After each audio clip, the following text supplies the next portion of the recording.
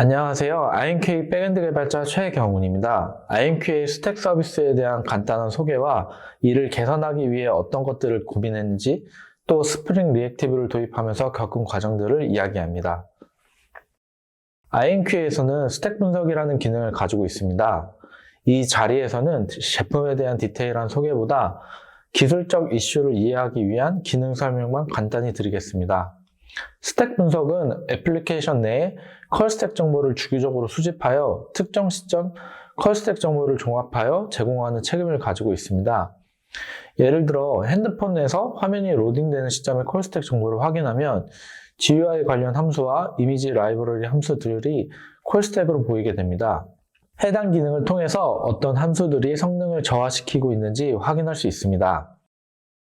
스택 서비스의 두 가지 키워드는 주기적과 어떤 함수입니다. 주기적으로 수집된다는 것은 앱이 켜져 있는 동안 데이터가 계속해서 온다는 것이고, 어떤 함수들이 성능을 저하시키는지 알려준다는 것은 모든 함수의 정보를 수집해야 하는 것입니다. 이 두 가지 특징 때문에 스택 분석 서비스는 데이터가 많을 수밖에 없습니다. 이런 데이터가 많다는 특징 때문에 기존 개발된 스택 서비스는 다음과 같은 문제점을 가지고 있었습니다. 첫째, API를 호출해서 스택 데이터를 저장합니다. 이로 인해 스택 서버가 중단되면 데이터가 유실되었고 HTTP 통신으로 항상 헬스 체크를 해야 했습니다. 또한 스레드가 많아 스택 서버에서는 데이터를 파일로 저장하고 있었습니다. 이 서비스는 노드로 되어 있었고 코드 노후화로 유지 보수가 어려워서 문제가 생길 때마다 수정하기 쉽지 않았습니다. IMQA의 2021년 12월 기준으로 가장 많은 트래픽을 가지고 있는 고객사는 1일 DAU 약 46,000명입니다. 현재 2022년 12월 기준으로 약 20배 더 많은 DAU를 가진 고객사와 계약이 완료되었고 곧 납품 예정입니다. 앞으로 더 많이 늘어나는 트래픽을 감당하기 위해 기존 서비스를 수정하지 않고 새로운 기술셋을 적극 검토했습니다. 더 많은 트래픽을 감당하기 위해 MQ를 도입해서 스택 서비스의 커플링을 방지했습니다. 이로 인해 스택 서비스가 중단이 되어도 다른 서비스에는 영향을 미치지 않습니다. 스택 서비스에 장애가 발생하면 데이터가 유실되는 문제도 MQ로 인해 데이터를 안전하게 저장 및 유실 방지합니다. 또한 파일로 저장되어 있는 부분을 DB로 전환하고 기존의 노드로 되어 있는 시스템을 스프링으로 전환했습니다.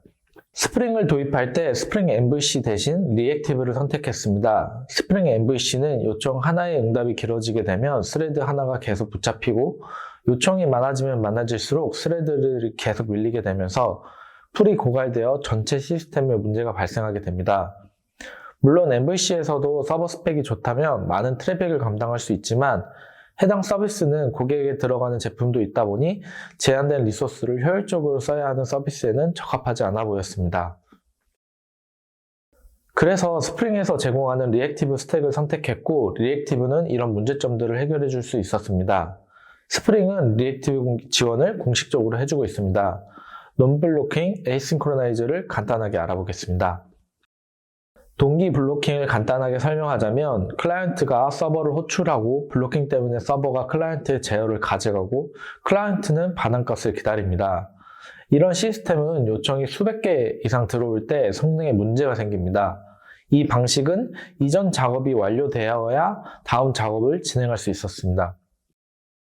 서버가 작업하는 동안 클라이언트는 아무것도 하지 못하고 대기하고 있어야 하는 것입니다. 클라이언트가 일을 하지 않고 노는 시간이 생기므로 비효율적입니다. 비동기 논블로킹을 보면 동기 블로킹과 방식이 약간 다릅니다.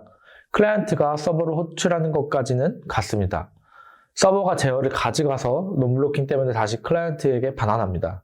비동기 때문에 클라이언트는 반환값을 기다리고 있지 않습니다. 클라이언트와 서버도 서로 할 일을 하고 서버는 일이 끝나면 콜백으로 다시 클라이언트를 부르게 됩니다. 클라이언트가 노는 시간이 없기 때문에 효율적입니다. 앞에서 말했던 것처럼 서버 성능이 충분히 좋고 메모리 용량도 충분하다면 동기 방식으로 구현한 서비스도 큰 문제 없이 요청을 처리할 수 있지만 문제는 서비스가 성장해서 더 많은 사용자가 접속할 때 발생합니다.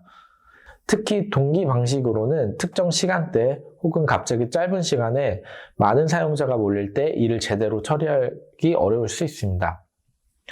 낮은 동시성에서는 웹 MVC와 JDBC가 유리하지만 하이 컨커런시에서는 R2DBC가 유리합니다. 참고로 R2DBC는 리액티브를 릴레이션 데이터베이스에서 쓰기 위한 API입니다. 리액티브 스택에서는 비동기 논블로킹 형태로 개발하는 것이 가장 자연스럽고 최적의 성능을 보여줍니다.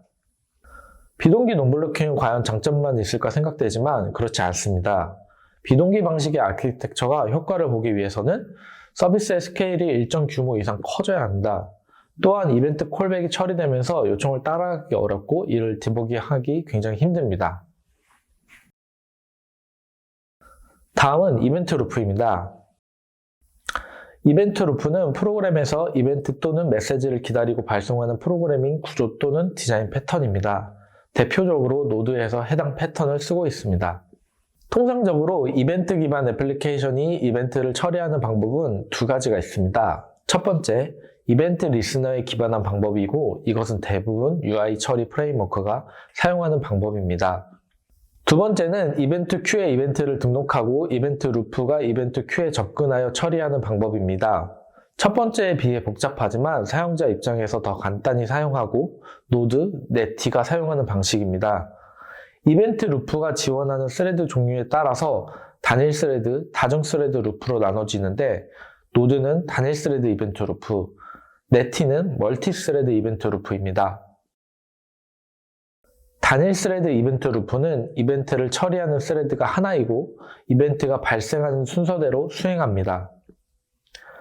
다중 스레드 이벤트 루프는 단일 스레드 이벤트 루프에 비해서 프레임워크의 구현이 복잡합니다. 그렇지만 병렬로 수행하므로 다중 코어 CPU를 효율적으로 사용합니다. 하지만 컨텍스트 스위칭 비용이 들고 여러 스레드가 이벤트 메소드를 수행해서 이벤트 발생 순서와 실행 순서가 일치하지 않습니다. 굳이 복잡한 다중 스레드로 구현하는 이유는 시간이 많이 걸리는 작업을 여러 스레드로 분할 처리하여 전체 시간을 단축하기 위함입니다. 다중 스레드일 때 여러 이벤트 루프 스레드가 이벤트 큐 하나에 접근하므로 하나를 공유할 때 발생하는 스레드 경합이 발생하게 되는데 비동기 호출이나 논블로킹 소켓을 사용하면 필연적으로 프로그램 복잡도가 증가하게 됩니다. 네티는 이런 단점을 보완하고자 이벤트 루프 스레드마다 이벤트 큐를 가지도록 했습니다. 이렇게 되면 여러 스레드가 하나의 이벤트 큐를 사용하고자 서로 경합을 벌이지 않아도 됩니다. 네티는 CPU 코어 개수에 맞는 이벤트 루프 스레드를 만들어서 컨텍스트 스위칭 비용도 최소화했습니다.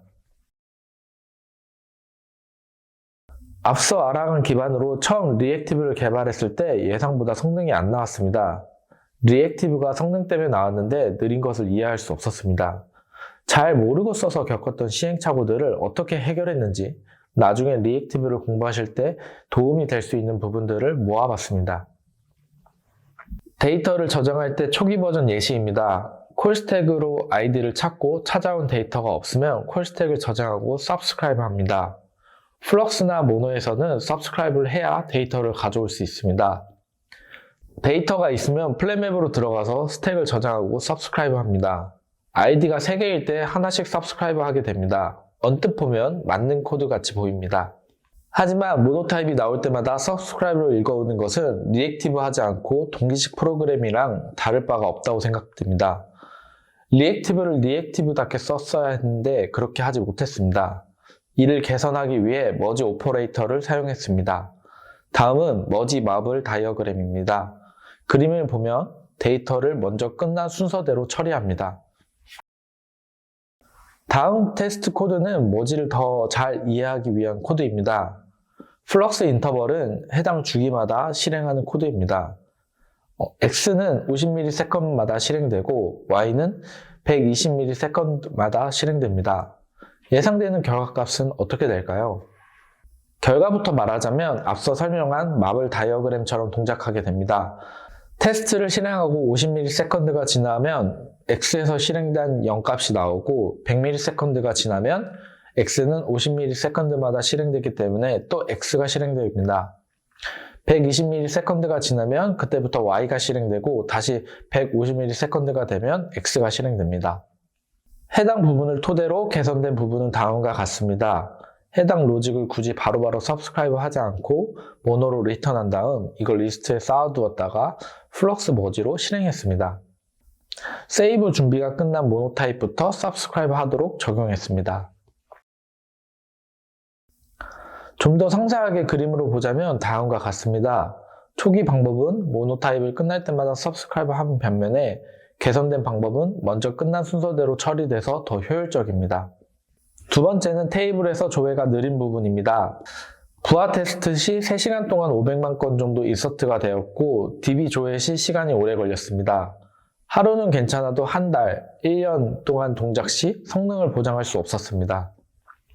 조회가 느린 개선안으로 파티셔닝을 진행했습니다. 내부 이슈로 인해 DB 파티셔닝을 진행할 수 없었고 코드로 구현했습니다. Abstract Routing Connection Factory는 Determine Current Lookup 키를 오버라이드 받아서 상황에 맞게 키를 반환하도록 구현할 수 있습니다. 이때 리턴되는 스트링 결과값에 해당되는 데이터 소스를 실행하기 위해 컨텍스트에 있는 값을 가져오게 됩니다. 컨텍스트란 무엇일까요? 컨텍스트라는 개념을 알기 위해 스레드 로컬이라는 개념부터 알아야 됩니다. 스레드 로컬은 스레드 단위로 로컬 변수를 할당하는 기능입니다. 이 기능은 스레드 로컬 클래스를 통해 제공합니다. 스레드 1에서 실행할 경우 관련 값이 스레드 1에 저장되고 스레드 2에서 실행할 경우 스레드 2에 저장됩니다. 명령형 프로그래밍에서 리액티브 프로그래밍으로 바꿀 때 가장 큰 기술적 도전은 이 스레딩을 다루는 것입니다. 리액티브 프로그래밍에서는 스레드를 사용해서 거의 동시에 실행되는 비동기를 처리할 수 있습니다. 익스큐션은 쉽게 일어나고 또 다른 스레드로 넘어가는 것도 흔한 일입니다. 여러 요청이 동일한 스레드에서 처리되는 비동기에서는 스레드 로컬이 작동하지 않습니다. 그래서 리액트에서는 스레드 로컬과 비슷하지만 스레드 대신 플럭스나 모노에 적용할 수 있는 컨텍스트 기능을 제공합니다. 컨텍스트는 다른 것과 조금 다르게 동작합니다. 다음 예시를 보겠습니다. 다음 코드의 결과값은 어떻게 될까요? 예상되는 값은 플랫맵에서 S의 값이 헬로우가 찍히고 컨텍스트 뷰에서 키를 게트하는 부분으로 메시지 값을 가져올 때 문제가 생길 것으로 보입니다. 컨텍스트의 값을 셋하는 부분은 아래에 있기 때문이죠. 하지만 에러는 나지 않고 컨텍스트 라이트가 먼저 실행돼서 로그가 먼저 찍히고 다음으로 헬로우가 찍히게 됩니다. 컨텍스트는 바텀에서 탑으로 실행돼서 보이는 것처럼 결과값이 나오게 됩니다. 이런 개선안으로 컬스택의 처리 속도는 3분의 5천 건 정도 처리되고 인서트는 23만 건으로 만족할 만한 처리량이 나오는 것을 확인했습니다. 리액티브를 도입하면서 적용시키는데 어려움도 많고 시행착오도 참 많았습니다. 핵심 기능을 정확하게 이해하면서 도입하는 것의 중요함을 느꼈습니다. 또한 디버깅과 실행 순서 때문에 다시 롤백할까라는 고민도 많이 있었습니다. 또 협업하는 사람들의 관심도 등 여러 가지들이 충분히 고려돼야 합니다. 이상으로 IonQA 스택 서비스를 개선하기 위해 고민한 사항과 스프링 리액티브를 도입하면서 겪은 과정들에 대해 소개해드렸습니다. 감사합니다.